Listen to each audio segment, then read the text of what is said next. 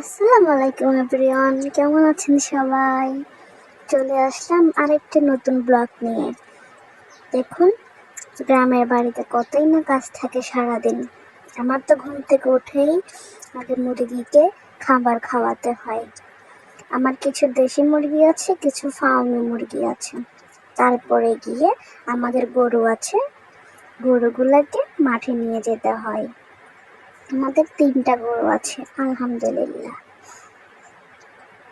গরুগুলোকে মাঠে নিয়ে যাওয়ার পর তারপরে গিয়ে আমার নিত্য নতুন কাজ, ফ্রেশ হয়ে নাস্তা করা। অনেক দিন ধরে তেলের পোয়া খেতে ইচ্ছে করছিল। এটা আপনারা কি নামে চিনেন কমেন্টে জানিয়ে দেবেন। কেউ তেলের পোয়া বলে, কেউ মালপোয়া বলে, কেউ পুলি পিঠা বলে। আপনারা কি নামে চিনেন কমেন্টে জানিয়ে দেবেন। আর নাস্তা কি আমি একা খাই?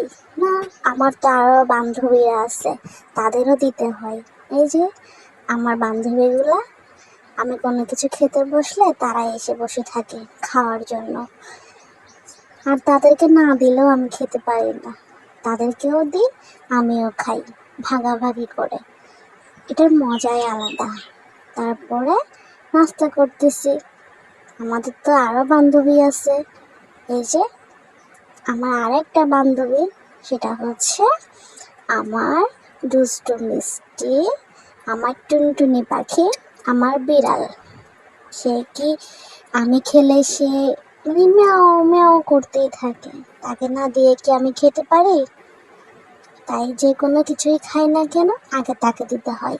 দেখেন সে কি মজা করে খাচ্ছে, মাশাআল্লাহ। দেখেন ম্যাও ম্যাও করতেছে। দোয়া করবেন সবাই আমার জন্য।